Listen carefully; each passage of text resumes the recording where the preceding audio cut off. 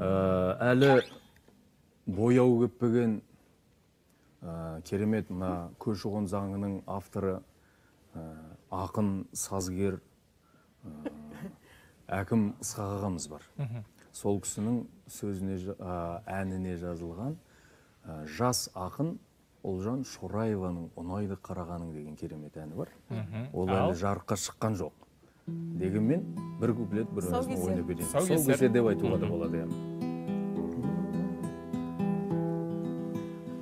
Есімде әлі сенің қарағаның, сен мені өзгелерден дараладың. Мен дозақ кейпін бұзбай қарайынша, көркіңнің шат болмасын бағаладың.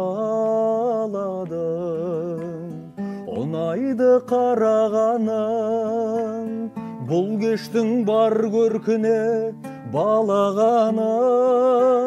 Сүйсіне қарағанда жұмбақ сырмен, жүрегімнің гүл бағын араладың.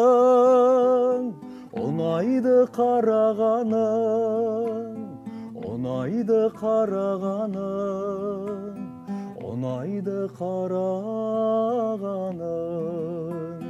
ұнайды қарағаның, ұнайды қарағаның, ұнайды қарағаның.